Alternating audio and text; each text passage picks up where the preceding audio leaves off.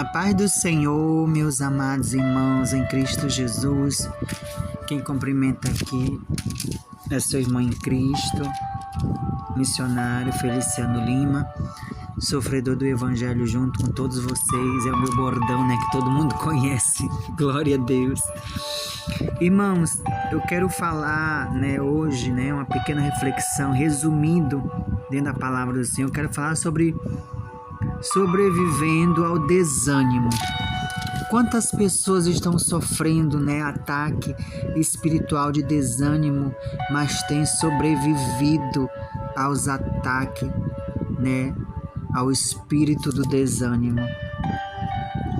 Eu quero deixar aqui em João, capítulo 16, versículo 33, que diz assim: Tenho-vos dito isso para que em mim tenhas paz. No mundo tereis aflições, mas tende bom ânimo, eu venci o mundo. Aqui em Filipenses 4:3 diz assim: Eu posso todas as coisas naquele que me fortalece. Irmãos, eu sei que muitas das maiorias marcam, uma das maiores marcas que nossos dias têm deixado em cristãos do mundo inteiro, do mundo todo, é uma profunda onda que tem assolado nas igrejas. Não só nas igrejas, mas principalmente na vida das pessoas que não estão congregando, que não estão tomando Santa Ceia. Esse é outro assunto que eu já falei aqui no canal para os irmãos, sobre congregar, Então eu tenho visto isso. Então isso é uma das maiores marcas, que nos dias atuais tem deixado na vida do cristão. É uma profunda onda de desânimo espiritual. Sinto uma profunda tristeza em ver a quantidade de pessoas que afirmam ser crentes em Cristo e hoje estão dentro de suas casas, sem congregar, sem tomar Santa Ceia, porque o líder se corrompeu, porque o líder não prega mais a verdade, porque o líder é maçom. A Bíblia diz, claro, que isso tem que acontecer para você ficar firme com Jesus. Você fora da igreja e não tiver estrutura espiritual e uma vida de oração, você não consegue vencer o desânimo dentro da sua casa se você deixar de congregar. Quantos cristãos estão aí dentro de suas casas vivendo isso? Vivendo como se o Salvador não existisse, embora tenha consciência de que a profissão de fé, da maioria da parte dos evangélicos brasileiros, a maior parte deles mal consegue conceituar biblicamente o que é salvação. Então essa é uma realidade que precisamos combater para sobreviver, sim. Sim, precisamos sobreviver ao desânimo. Você precisa vencer.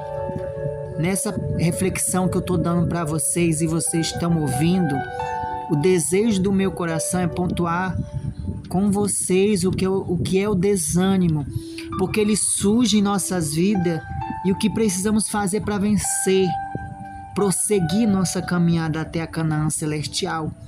Eu vou explicar, eu vou exemplificar esse ensinamento, acompanhando com vocês a história de dois discípulos no caminho de Emaús. Espero sinceramente que o Senhor fale ao seu coração através da minha vida aqui para você. O que é o desânimo para você? O desânimo, eu não sei se alguns sabem, a maioria sabe, eu não sei se sabe. O desânimo é um abatimento que enfrentamos diante de situações que nos amedrontam ou nos desgastam emocionalmente. Uma vez instalado em nosso coração, ele nos leva a desacreditarmos de nossa fé, das possibilidades que temos de crescermos e frutificarmos diante do Senhor. Em ocasiões em que ele se mostra persistente, ele nos leva a abandonarmos projetos pessoais, ministério, deixar de visitar as irmãs que gostam de orar, não ter mais diálogo com os irmãos, não tomar a Santa Ceia mais. E isso conduzindo a uma condição de fracasso e empatia. Biblicamente, irmão, o desânimo é a condição daqueles que perderam sua confiança em Deus e se vê mergulhados em um profundo mar de frustrações e inquietações também. Eu me lembro do primeiro personagem da Escritura a sentir-se desânimo foi Abraão.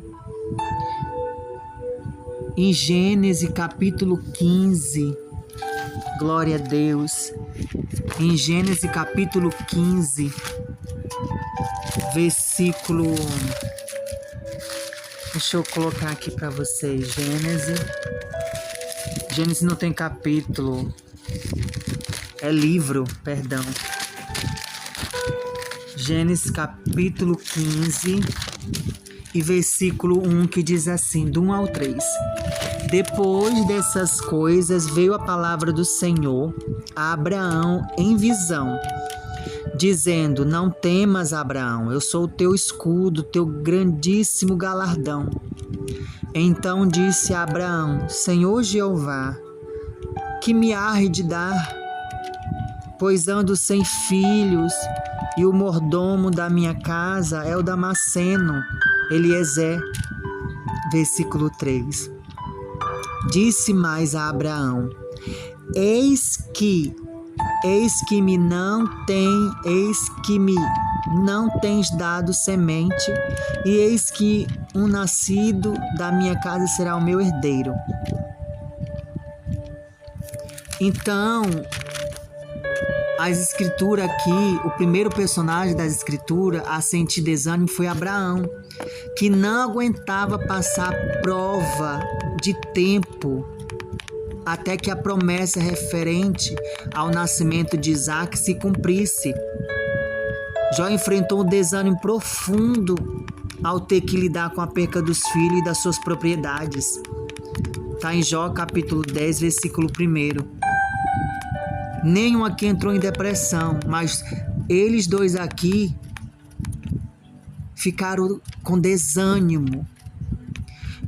Elias se viu também desanimado. Elias não sofreu depressão, ele estava desanimado, mas ele venceu, os três aqui venceu o desânimo.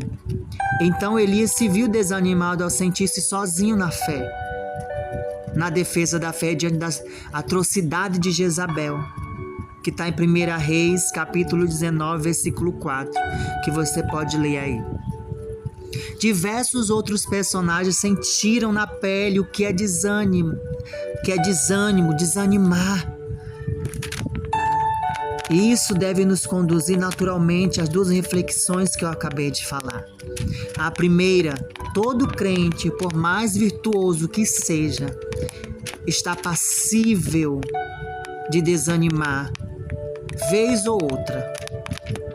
Então não devemos tratar o fato de nós encontrarmos pontualmente desanimados como o fim do mundo ou de uma carreira espiritual. Levar a pesada cruz do discipulado nos ombros causa um desgaste natural. É por isso, irmão, a nos convidar a obedecermos o mandamento de congregarmos regularmente, Hebreus, capítulo 10, versículo 25, você pode ler aí na sua Bíblia.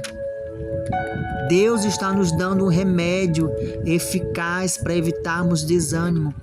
Persiste, porque a fé vem pelo ouvir a palavra de Deus, em Romanos 10, capítulo 17. A segunda, embora o desânimo possa chegar a nos atingir, ele deve ser tratado por nós com seriedade. Porque as Escrituras afirmam que sem fé é impossível agradar a Deus, como diz em Hebreus 11, versículo 6. Então a esperança que naturalmente acompanha esses emorecimentos dificultará a nossa recepção da graça de Deus. Isso, paulatinamente, afrouxará nossas convicções e valores.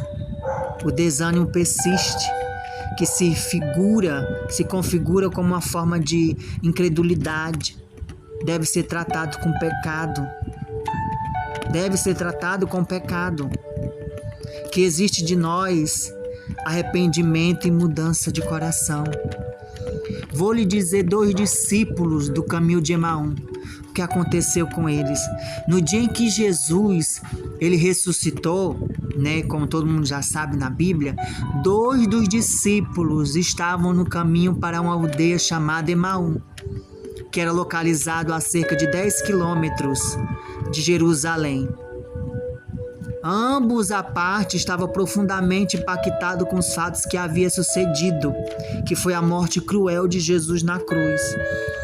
E eles ficaram tristes, entristecidos, porque a esperança que havia criado a respeito da obra do Messias havia se frustrado. Você pode ler em Lucas, capítulo 24, versículo 13 e 17 aí, tá? Veja que a primeira coisa que percebo aqui é o quanto o desânimo é contagioso e como os desanimados precisam desanimar mais alguém para se sentirem melhor. Ambos discípulos aqui estavam compartilhando suas frustrações, não para se ajudarem, porque o texto deixa claro que eles estavam entristecidos, no versículo 17. Então a segunda coisa que percebo é o tratamento especial que Cristo dedica a quem está desanimado. Então podemos imaginar, irmão, que o desanimado está sozinho, mas a Escritura nos mostra que Deus sente prazer em levantar o caído, e aqui não foi diferente. Enquanto eles conversavam, no caminho de Emaús, discutiam, o próprio Cristo foi até eles e perguntou: o que é isso que vos preocupa à medida que vocês caminham? Isso foi Cristo falando para os 2 que estavam indo ao caminho de Emaús, os 2 discípulos. Apesar do desânimo, pode ser configurar como um estado pecaminoso, sabia, irmãos? Jesus não abandona o desanimado. Glória a Deus, aleluia. Jesus não tem desamparado os desanimados. Mas com essa pouca força que vocês têm, ore, não deixe de orar, nem de ir para a igreja.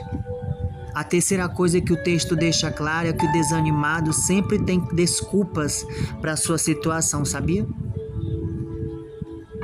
Ao ser questionado por Jesus a respeito da sua tristeza, um dos discípulos, respondeu que estavam daquela maneira pelos fatos que havia acontecido com quem? Com Jesus. Até o momento eles não haviam reconhecido quem estava do lado dele, quem estava falando com eles. Eles mesmos esperavam que Jesus fosse libertado, o político de Israel, o que nunca foi plano divino. E ao perceberem essa expectativa, falhou. Então optaram por mergulhar novamente no profundo mar da desilusão. Realmente os discípulos às vezes não sabem lidar com os caminhos profundos do Senhor. A quarta coisa que observo é que havia uma frustração em ambas as partes, porque alguns haviam alegado ter visto Cristo ressuscitado, mas eles ainda não haviam visto. e estavam diante dele sem perceber. Então, uma das fontes geradoras do desânimo é quando pensamos que Cristo está fazendo mais pelo nosso irmão do que pela gente. Quando não entendemos o Evangelho da Graça, pensamos que Deus é alguém que existe para nos satisfazer quando precisamos dele. A sermos iluminados pelo Espírito, vimos o tamanho da nossa depravação espiritual, irmão. Somos encorajados a perceber que o perdão dos pecados e a justificação são provas suficientes da bondade de Deus para conosco. Veja que um crente que tem consciência dos seus pecados e do perdão que recebeu é capaz de se alegrar com os que se alegram sem perder o seu ânimo espiritual. As lições do texto para sobreviverem ao desânimo, vou lhe dizer. Jesus ama restaurar o desanimado, mas trata o desânimo com a seriedade. Ele merece. As palavras de Cristo são surpreendentes e fortes para te alegrar, para te levantar desse chão. Lucas capítulo 24, 25 diz: como vocês são insensatos, demoram para crer em tudo que os profetas disseram. Isso está em Lucas capítulo 24, versículo 25. A primeira coisa que aqueles discípulos deveriam fazer era, nas palavras de Cristo, crer no que a Escritura estava dizendo. Se quisermos, irmãos, sobreviver às ondas de desânimo que tentam nos afogar, precisamos retornar ao lugar de onde flui a voz do Espírito, a palavra escrita que foi revelada, deixada na Bíblia. Em Romanos capítulo 10, versículo 17 diz: e assim a fé vem pelo ouvir pela palavra de Cristo. A segunda coisa que Jesus fez foi mostrar para todas as escrituras reveladas aquele momento. Veja que no Antigo Testamento, o que ele estava escrito, imagine que gostoso deve ter sido participar de uma aula de escola de discípulo com Jesus como professor, né? Havia um propósito pedagógico nisso. Então somos tentados a ler a Bíblia para descobrirmos o que ela tem a dizer a nosso respeito. Mas Jesus nos mostra, irmão, com esse gesto que devemos ler a Bíblia, compreender o que ela diz a respeito dele. Quanto mais conhecermos a Cristo e mais nós saciamos nas límpidas fontes da salvação, mais fortalecidos seremos para enfrentarmos a nós mesmos, ao mundo e às trevas que nos cercam. Todo o universo gira em torno de Cristo e de sua obra de salvação. Em Lucas capítulo 24, 27 diz: e começando por Moisés e todos os profetas, explicou-lhe o que estava a respeito dele em todas as Escrituras. A terceira coisa maravilhosa a se observar no texto foi a mudança de atitude dos discípulos. Lembra que falei para os irmãos aqui que o desânimo é contagioso? Então, a fé muito mais, após algum tempo de conversar com Jesus, o coração deles ficou aquecido, a ponto deles não quererem mais ficar sozinhos.